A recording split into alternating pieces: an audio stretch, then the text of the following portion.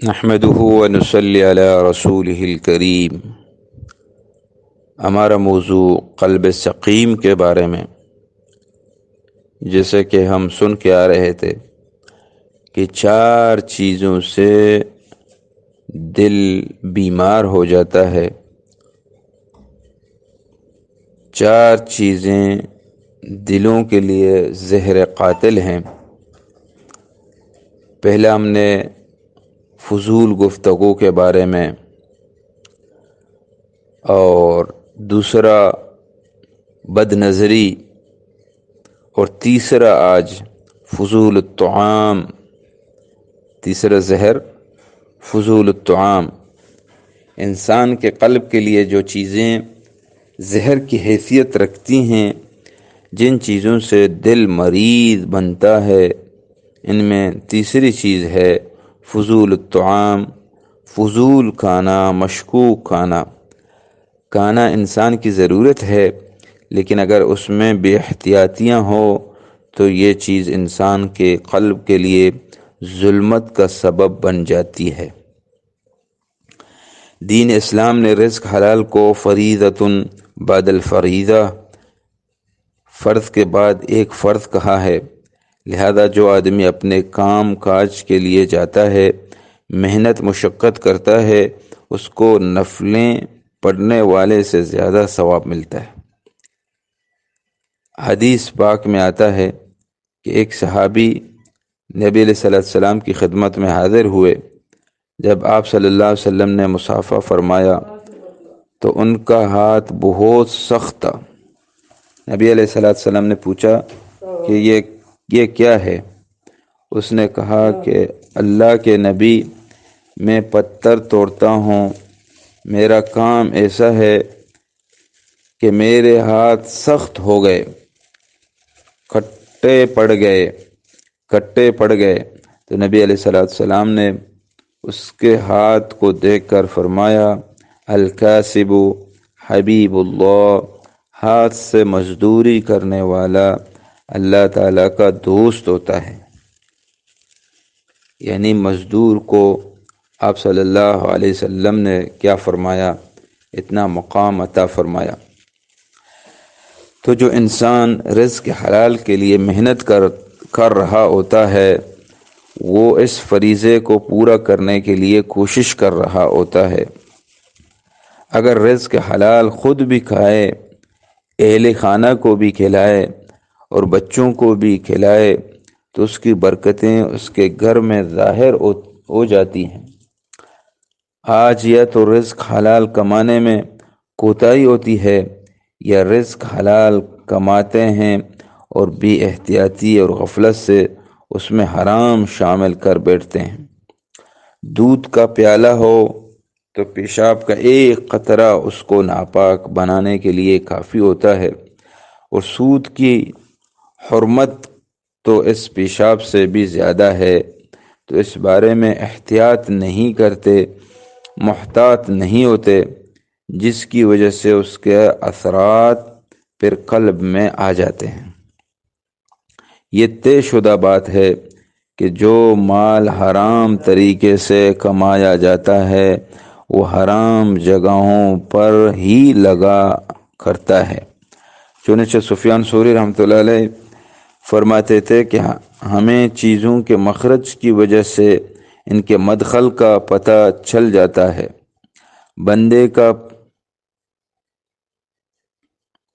بندے کا پیسہ جہاں خرچ ہو رہا ہوتا ہے، اس سے پتہ چل جاتا ہے کہ آئے کیسے رہا، یعنی کہ جہاں خرچ ہو رہا ہے یہ آیا کیسے ہے۔ کسی نے پوچھا کہ حضرت آپ نے اتنی بڑی بات کیسے کر دی؟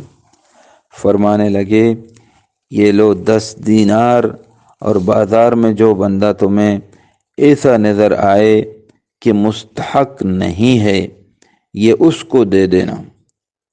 یعنی تمہاری نظر میں جو آدمی صدقہ لینے کا مستحق ہے ہی نہیں، اس کو دے دو، لیکن ذرا دیکھنا کہ یہ خرچ کہاں کرتا ہے۔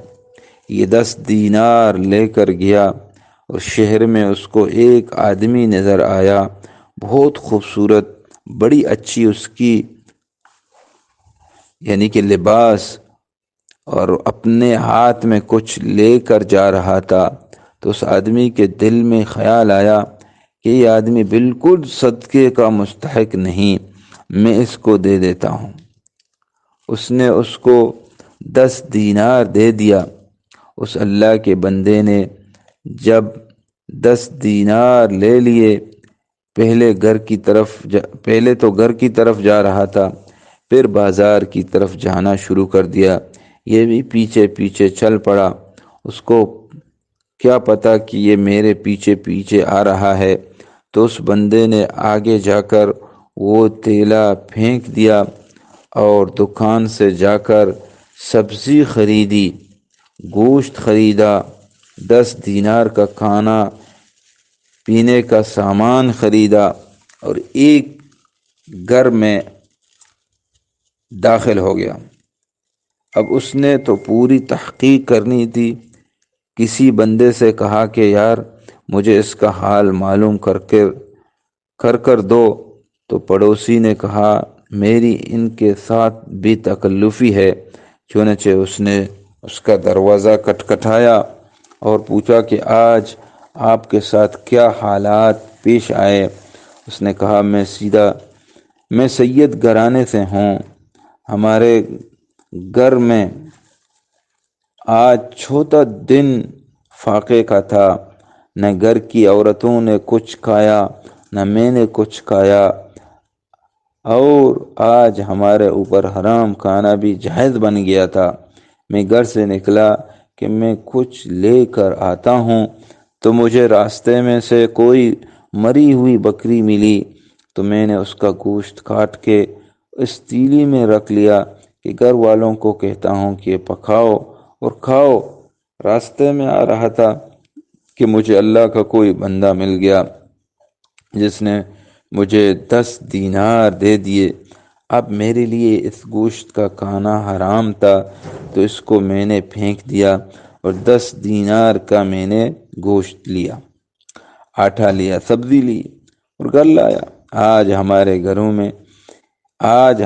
گھر میں اس صدقے کے پیسے کا کھانا پکا اور ہم کھا رہے ہیں، اور جس نے دیا اس اللہ کے بندے کو دعائیں دے رہے ہیں۔ وہ بڑا حیران ہوا۔ اس نے آ کر سفیان ثوری کو پورا واقعہ سنایا۔ اس نے کہا کہ اب ایسا کرو کہ اپنے 10 دینار لے کر، یہ تو میرا تھا، اب اپنا 10 دینار لے کر آؤ، اور پورے شہر میں سب سے زیادہ مستحق بندہ نظر آتا ہو، اس سے زیادہ تو اور کوئی صدقے کا محتاج ہی نہیں، اس کو دے دو۔ اب وہ 10 دینار لے کر نکلا۔ دیکھتے دیکھتے اس کو ایک جگہ لنگڑا آدمی نظر آیا اور وہ مانگ بھی رہا تھا۔ اس کے ذہن میں خیال آیا کہ اس سے زیادہ معذور بندہ کون ہوگا جو کما ہی نہیں سکتا اور مانگ بھی رہا ہے۔ اس نے 10 دینار اس کو دے دیے۔ وہ دینار لے کر وہاں سے چلا، یہ بھی اس کے پیچھے پیچھے۔ تو وہ لنگڑا ایک ایسی دکان پر پہنچا جہاں پر نشے کی چیزیں ملتی تھی۔ پہلے تو اس نے کچھ پیسوں سے نشے کی چیزیں خریدیں، اور پھر وہاں سے جو نکلا تو ایک اور طرف اب یہ بھی کچھ فاصلہ رکھ کر پیچھے پیچھے جا رہا ہے۔ یہ حیران ہوا کہ دیکھا کہ یہ جوان لنگڑا بقیہ پیسہ لے کر ایک طواف کے گھر داخل ہوا اور وہاں زناکاری کا مرتکب ہوا۔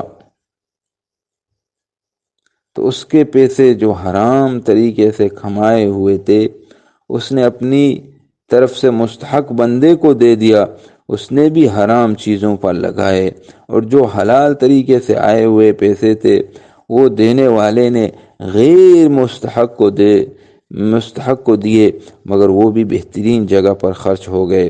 تو سفیان ثوری نے فرمایا جیسا مال ہوتا ہے اللہ تعالیٰ ویسے ہی جگہ پر لگوا دیا کرتے ہیں، اس لیے ہر بندے کی بس کی بات نہیں ہوتی۔ مسجد بنانا، مدرسہ بنانا نیک کاموں میں لگانا بڑا مشکل ہوتا ہے۔ ابھی ہم یہ کہتے ہیں کہ بھی ان کے پاس کتنے سارے پیسے ہیں، یہ کبھی مدرسوں کی طرف دیتے نہیں ہیں۔ ارے ان کے پیسے پتہ نہیں کیسے کمائے ہوئے ہیں، تو مدرسوں میں مسجدوں میں ان جیسے لوگوں کی پیسے کیسے لگیں گے؟ تو میرے بھائیو بزرگوں، ان چیزوں کا ہمیں خیال ہو کہ ہم کہاں سے کما رہے ہیں۔ یہ کمانے کا ان کا بھی اثر ہوتا ہے، حلال اور حرام کا۔ رزق کے حرام کی نحوست، اس کا بھی نحوست ہوتا ہے۔ پہلی کوشش تو سالک کو یہ کرنی چاہیے کہ چاہے تھوڑا ہی ہو لیکن رزق حلال ہو، وہ کام تھوڑا ہی ہو۔ جس کام سے تھوڑا ہی رزق مل رہا ہو وہی کام کر لے، کیونکہ وہ حلال ہے۔ اس لیے جس نے حلال حرام کا خیال چھوڑ کر فقط پیسے سمیٹنے کی کوشش کی، وہ اپنے گھر میں پیسے کا انبار تو لگا لے گا، لیکن اپنی بیوی اپنی اولاد کو نافرمان بنا لے گا۔ اکثر اوقات اولادوں کے نافرمان ہونے کی وجہ رزق حرام ہوتا ہے۔ ہمارے مشائخ نے یہ لکھا ہے کہ جو بچہ حرام مال سے پلتا ہے، اس کا جوڑشو حرام مال سے پیدا ہوا اور اس کا نشنما ایسا ہی ہوا۔ جب تک وہ حرام کا مرتکب نہ ہو جائے، خام خواہ پھر اپنی بیویوں کو ڈانٹتے ہیں، یعنی کہ وہ ضرور حرام کا مرتکب ہو جاتا ہے۔ ابھی ہم اپنے بچوں کو حرام کما رہے ہیں، حرام کھلا رہے ہیں، تو پھر اگر ہمارے بچے نافرمان ہو تو ہم ان کو سمجھو خام خواہ ڈانٹتے ہیں، اپنے بیٹیوں کو ڈانٹتے ہیں، بچوں کو ڈانٹتے ہیں۔ جب تم نے ان کو حرام کھلایا تو ان کو گناہ کیے بغیر چین ہی نہیں آتا، وہ ضرور گناہ ہی کریں گے۔ اب وہ کیسے تمہاری عزت کا خیال رکھیں گے؟ بیٹا ہے تو راتیں باہر گزاریں گی، بیٹی ہے تو وہ چھپ چھپ کر ایسی حرکتیں کرے گی جو خاندان کے ناک کٹوانے کا باعث بنے گی۔ انسان سمجھتا ہے کہ اولاد نے مجھے برباد کر دیا، حالانکہ اس نے اپنے آپ کو بھی اور اپنی اولاد کو بھی خود برباد کر دیا۔ یہ سبب بنا جو اپنے گھر میں حرام کو لے کر آیا۔ حرام اور حلال کے بارے میں بندے کی طبیعت بالکل صاف ہونی چاہیے۔ آپ دیکھتے ہیں کہ کچھ لوگوں کے بچے بڑے ادب والے ہوتے ہیں، کیوں ہوتے ہیں؟ رزق حلال کی برکت ہوتی ہے۔ اللہ تعالیٰ ان بچوں کے دلوں میں ماں باپ کی عظمت، محبت اور ادب ڈال دیتے ہیں۔ اللہ اکبر۔ بہرحال اللہ تعالیٰ ہمیں رزق حلال حاصل کرنے کی توفیق عطا فرما دے۔